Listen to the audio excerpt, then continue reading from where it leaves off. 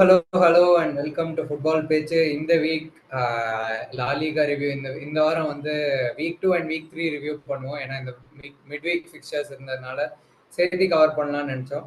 So இந்த வீக்கோட La Liga review again Raghav and Ajay we are back. அப்படியே ஆரம்பிச்சிடலாமா?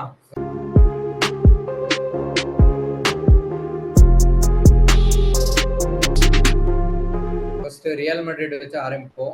ரியல் மெட்ரிட் வந்து ரியல் வாலடோலிட் கூட 3-0 ஜெயிச்சிருக்காங்க. ஸ்கோர் லைன் வந்து ஒரு கன்வின்சிங்கான விக்டரியா அந்த மாதிரி இருந்தாலும், பட் கேம் பார்த்துருந்தீங்கன்னா வந்து அவ்வளோவா ஒரு கேஜியான கேம்னு தான் சொல்லலாம். பட் எனக்கு வந்து லைக் நான் சொன்ன நம்ம சீசன் ப்ரிவியூல டிஸ்கஸ் பண்ண அதே பிரச்சனை தான் வந்து ரியல் மெட்ரிட் கேம்ல தெரிஞ்சுது. லெஃப்ட் சைடட் பிளேயர்ஸ் வந்து லைக் 3 பேருமே வந்து ஒரு லெஃப்ட் சைடட் பிளேயர்ஸா இருக்காங்க ஃபார்வர்ட் லைன்ல. ஸோ அது ஒரு பிரச்சனை இருந்துச்சு. ரொம்ப நெக் டு நெக் கேம் தான் இருந்துச்சு.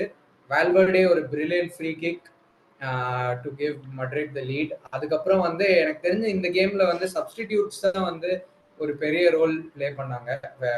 பிரஹீம் டியாஸ் ஒரு கோல் அண்ட் ஒரு assist coming off the bench. அப்புறம் என்ட்ரிக் வந்து டெபியூ கோல் ஃபார் என்ட்ரிக்.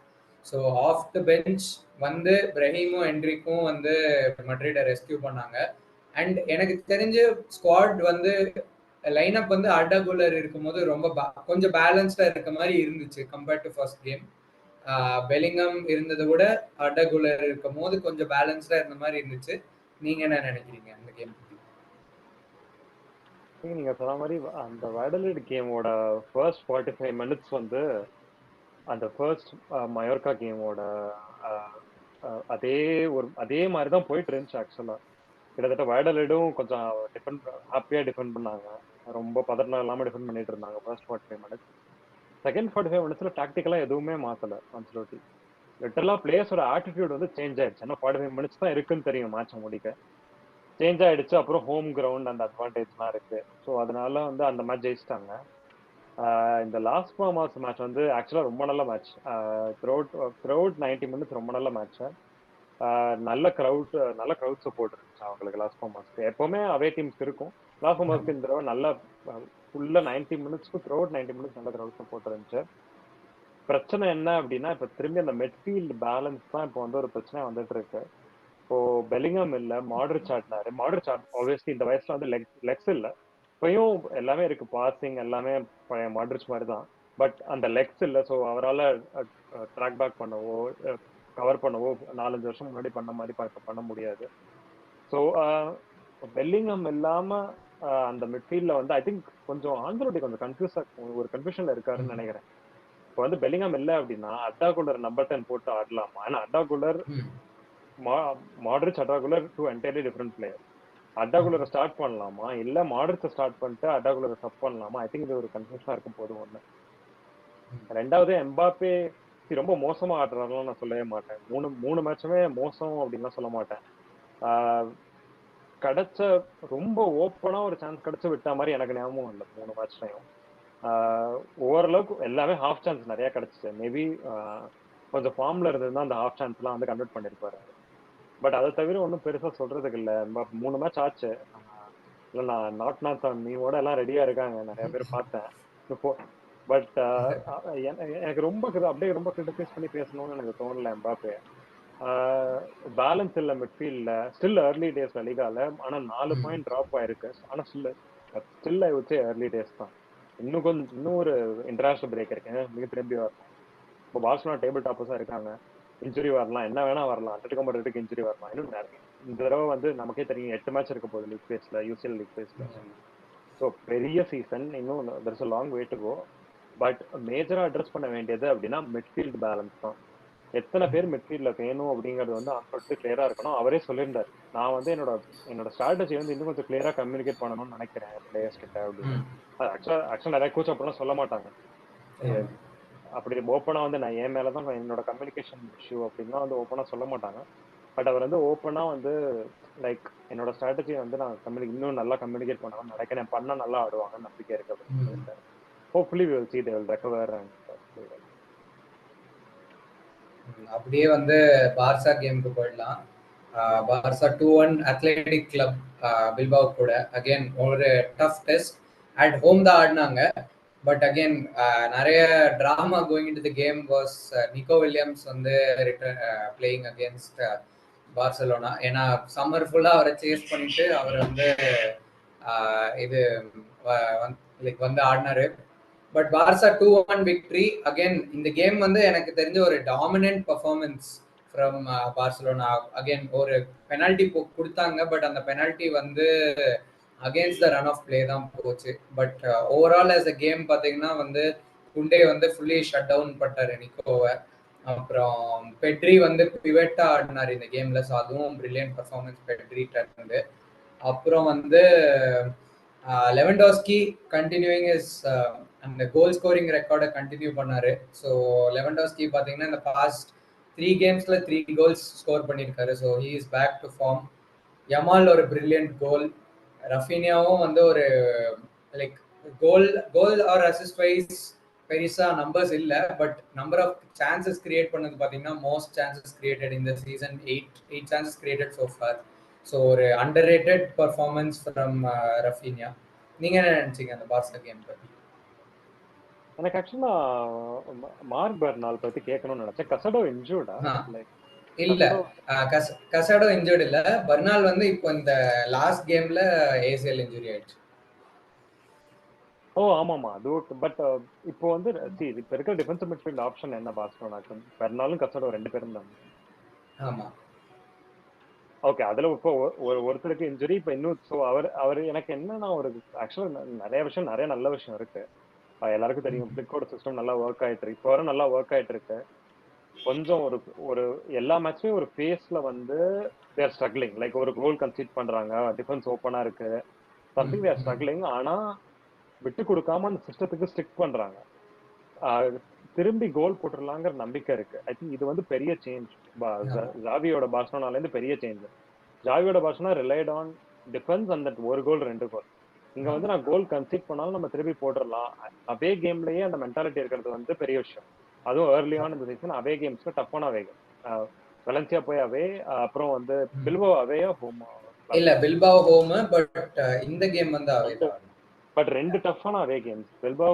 வயக்கானோ வந்து அவே தான். ஆமா.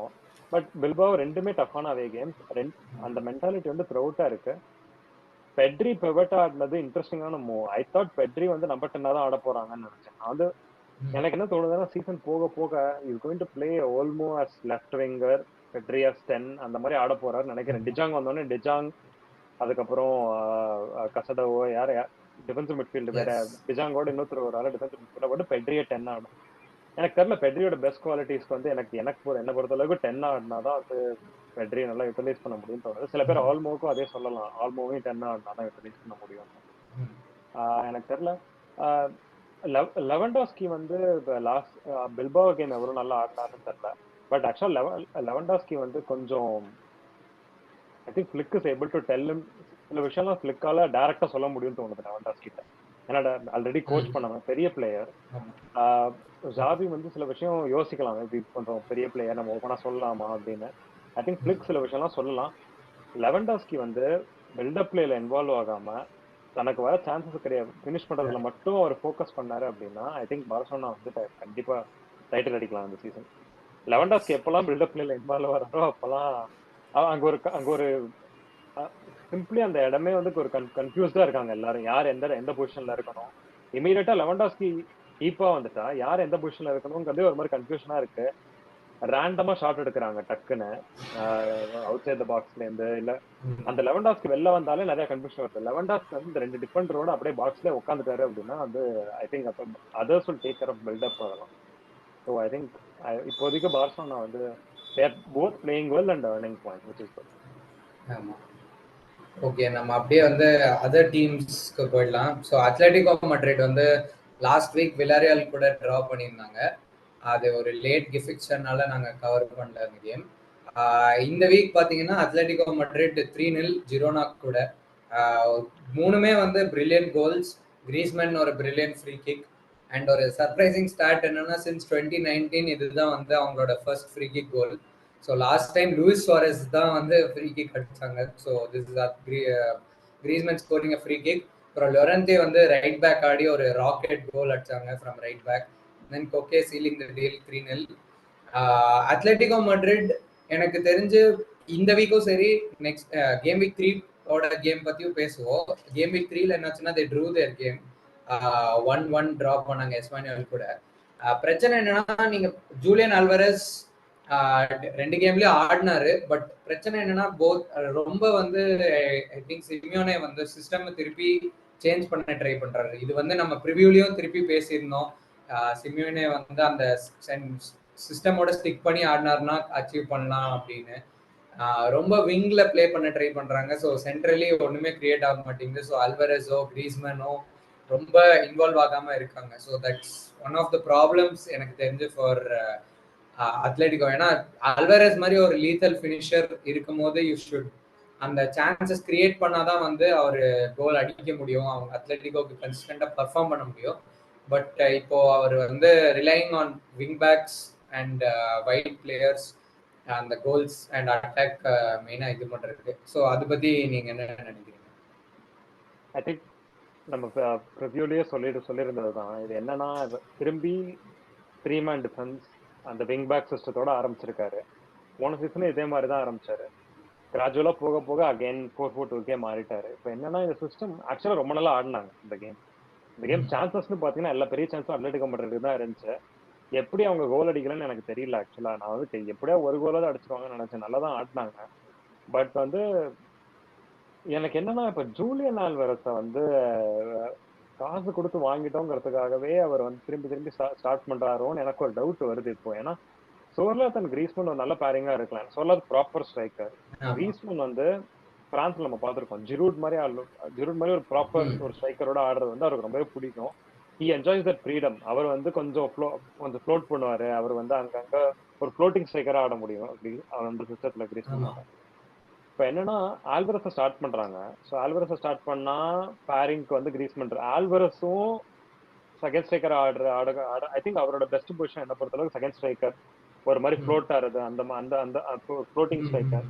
கொஞ்சம் அங்க எங்க டிராப் ஆகுறது, டிராப் ஆகி ஆடுறது தான் அவருக்கு பிடிக்கும்னு எனக்கு தோணுது. 2 பேரையும் கம்பைன் பண்ணா இந்த சிஸ்டம் ஒர்க் ஆகாதுன்னு தோணுது. ஆல்வரஸ் கிரீஸ்மனை கம்பைன் பண்ணா, சோர்லாத் கிரீஸ்மனை கம்பைன் பண்ணா, இல்ல சோர்லாத் ஆல்வரஸ் கம்பைன் பண்ணலாம். அப்படி கம்பைன் பண்ணி கிரீஸ்மனை வந்து அந்த ஏசி மிலான்ல கக்கா ஆடின ரோல் பிஹைண்ட் 2 ஸ்ட்ரைக்கர்ஸ் அந்த மாதிரி ஆட வரலாம். பட் எனக்கு தெரியல, இந்த சிஸ்டம் வந்து இப்போதைக்கு நல்லா தான் ஒர்க் அவுட் ஆயிட்டு இருக்கு. நான் வந்து டிரா வச்சு ரொம்ப கிரிட்டிசைஸ் பண்ண விரும்பல. நல்லா ஆடினாங்க, டிராப் பண்ணிட்டாங்க. பட் எவ்வளவு தூரம் தாங்கும்னு தெரியல. ஒரு இன்ட்ரெஸ்டிங்கான விஷயம் பார்த்தா, சமுவல் லீனோ வந்து பெர்மனண்டா ஸ்டார்ட் பண்ண போறாருன்னு நினைக்கிறேன் season. I think Samuel Lino is going to play each and every game. Koke தான் ஸ்டார்டிங் டிஃபென்சிவ் மிட்ஃபீல்டரா இருக்க போறாரு.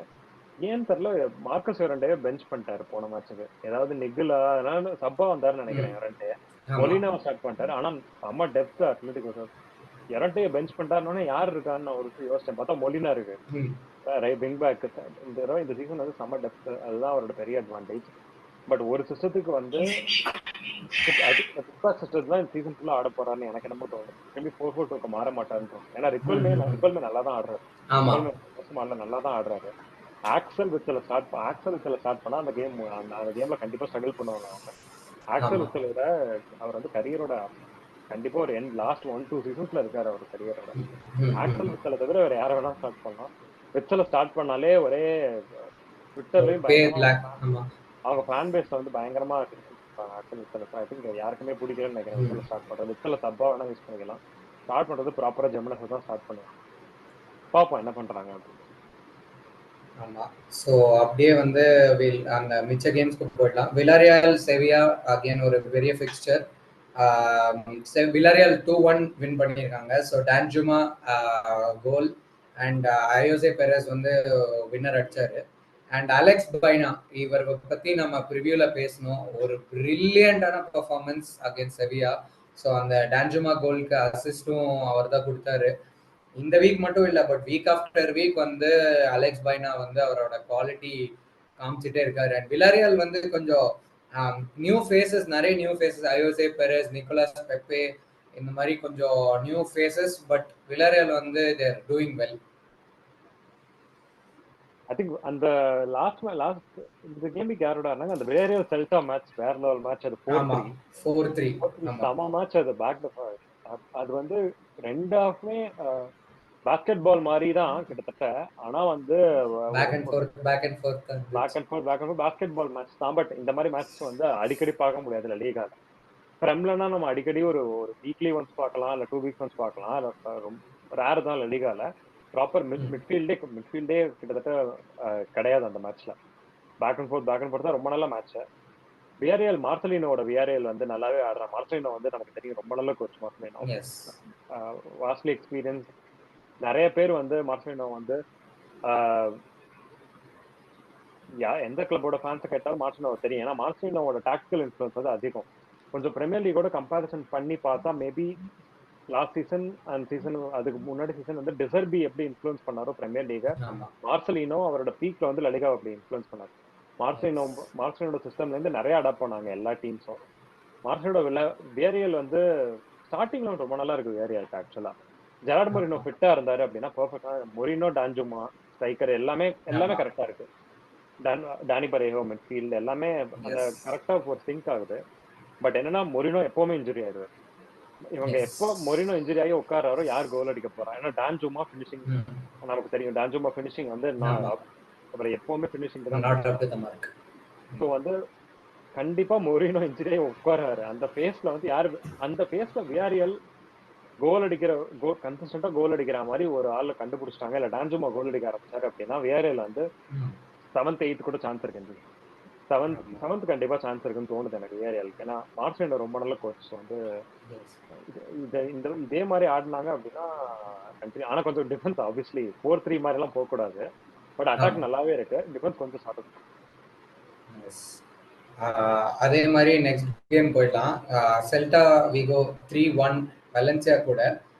இந்த கேம் பாத்தீங்கன்னா அகைன் 2 பாயிண்ட் தான் எனக்கு செல்டா விகோ பத்தி. இந்த வீக்கும் சரி, கேம் வீக் 3லயும் சரி, ஆஸ்கர் மிங்வேசா எங்க இருந்து இந்த கோல் ஸ்கோரிங் ஃபார்மை கொண்டு வராருன்னு தெரியல. ஒரு போன வீக் ஒரு ஃபர்ஸ்ட் இந்த வீக் ஒரு கோல், அப்புறம் கேம் வீக் 3ல ஒரு பிரில்லியண்டான ஃப்ரீ கிக் கோல். அப்புறம் இயாகோ ஆஸ்பாஸ் போன வீக் வந்து ஒரு கோல், ஒரு பெனால்டி மிஸ் அண்ட் ஒரு அசிஸ்ட். மிங்வேசா கோலுக்கும் அசிஸ்ட்.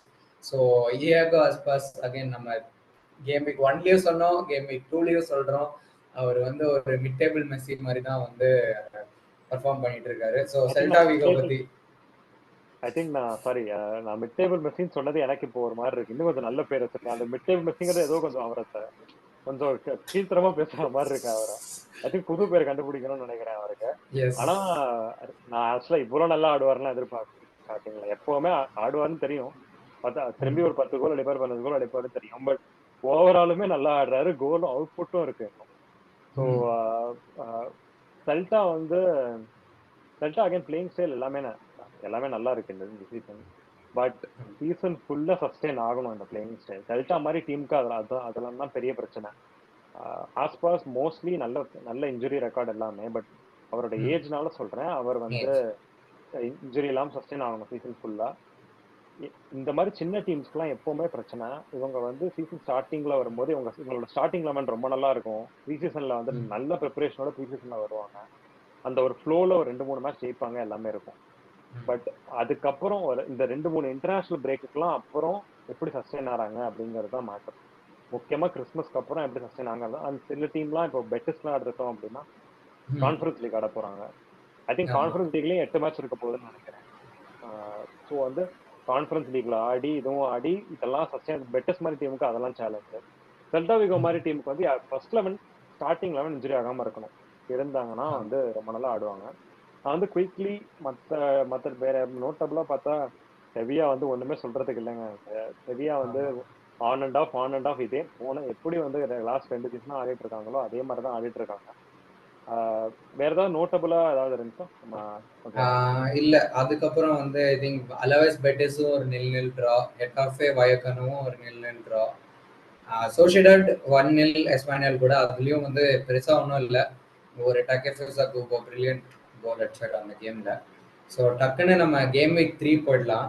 நீங்க சொன்ன மாதிரி நான் அந்த விலாரியால் செல்டா விகோ கேம் அதுதான் வந்து ஹைலைட் ஆஃப் இந்த வீக். அந்த 4-3 கேம் அதை பத்தியும் பேசியாச்சு. அது தவிர வந்து பார்சா வயக்கானோ கேம்ல பத்தி சொல்லணும்னா, ஒரு லைக் ஃபர்ஸ்ட் ஹாஃப் வந்து ஒரு ரொம்ப புவரான பெர்ஃபார்மன்ஸ் பார்சாட்ட இருந்து. இந்த 2 கேம் 3 கேம்ல வந்து பாத்தீங்கன்னா, இந்த ஃபர்ஸ்ட் ஹாஃப் வந்து one of the poorer performance பார்சாட்ட இருந்து. பட் செகண்ட் ஹாஃப் வந்து டேனி ஆல்மோ டெபியூல கோல் அடிச்சிட்டாரு. ஸோ அவரை ரெஜிஸ்டர் பண்ணிட்டோம் ஃபைனலி. இந்த கேம் முன்னாடியே வந்துட்டாரு, கோல் அடிச்சிட்டாரு. பெட்ரியும் ஒரு நல்ல கோல் அடிச்சு. ஸோ இந்த கேமை 2-1 சீல் பண்ணிட்டாங்க விக்ட்ரி. என்னதான் இந்த கேம் வின் பண்ணி 9 அவுட் ஆஃப் 9 பாயிண்ட்ஸ் வாங்கியிருந்தாலும் ஒரு சேட் பாயிண்ட் என்னன்னா பர்னாலோட ஏசிஎல் இன்ஜுரி. அவர் வந்து ப்ரீ சீசன்லயும் ரொம்ப நல்லா ஆடினாரு. இந்த ப்ரீவியஸ் 2 கேமும் வந்து டாமினண்டா ஒரு 70 மினிட்ஸ் 80 மினிட்ஸ் கன்சிஸ்டண்டா பர்ஃபார்ம் பண்ணி ஆடினாரு. ஸோ அந்த மாதிரி ஒரு யங் பிளேயருக்கு ஏசிஎல் இன்ஜுரி ஆகுறதுங்கிறது ஒரு சேடான விஷயம் தான். இப்போ எப்படி அந்த இன்ஜுரி கிரைசிஸ் இப்பதான் வந்து ஓகே ஒரு டிஎம் இருக்குன்னு செட்டில் ஆகுற மாதிரி இருந்த ஸ்டேஜ்ல வந்து அடுத்து நாங்க திருப்பியும் வந்து என்ன பண்ண போறோம்னு ஒரு கொஸ்டின் மார்க்.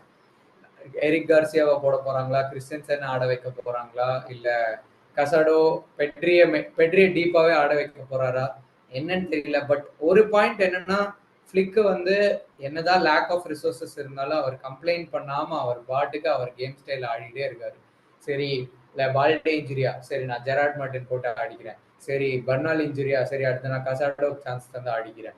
அந்த மாதிரி வந்து அவர் ஒரு நான் கம்ப்ளைனிங் கோச்சா இருக்கிறதுனால அவர் ஐ திங்க் கொஞ்சம் ஓகேவா போகுதுன்னு நினைக்கிறேன். ஹோப்ஃபுல்லி இந்த வீக் ஒரு கேம் இருக்கு. ஆஃப்டர் தட் இன்டர்நேஷனல் பிரேக் அப்புறம் கொஞ்சம் பிளேயர்ஸ் ரிட்டர்ன் வந்தாங்கன்னா கொஞ்சம் நல்லா இருக்கும். வேற எனி ஐ திங்க் வேற எதுவும் அகெயின் 3 கேம் வீக்ஸ் தான் முடிஞ்சிருக்கு. ஸோ வந்து நாங்க ரொம்ப டீப்பா போய் இப்போதைக்கு table toppers Barcelona. Again next 2 நாளும் மேட்ச் இருக்கு. அதுக்கப்புறம் நம்ம திரும்பி நெக்ஸ்ட் கேம் வீக் வருவோம். அப்போ வந்து ஓவராலா 4 மேட்ச்லயும் யார் நல்லா ஆடிருக்காங்க. அலாவஸ் பத்தி ஒருத்தர் கமெண்ட் பண்ணிட்டு இருந்தாங்க. அலாவஸ் ரொம்ப நல்லா ஆடிட்டு இருக்காங்க. ஆக்சுவலா 3 மேட்ச்மே நல்லா ஆடிருக்காங்க. ஐ திங்க் இதோட நாங்க இந்த ரிவ்யூ முடிச்சுக்க விரும்புறோம். கேம் வீக் 4 ரிவ்யூல சந்திப்போம். நாங்க கண்டிப்பா நிறைய மேட்ச் மிஸ் பண்ணிருப்போம், நிறைய கோல் மிஸ் பண்ணிருப்போம், எல்லாமே மிஸ் பண்ணிருப்போம். கண்டிப்பா நீங்க கமெண்ட்ஸ்ல போடுங்க.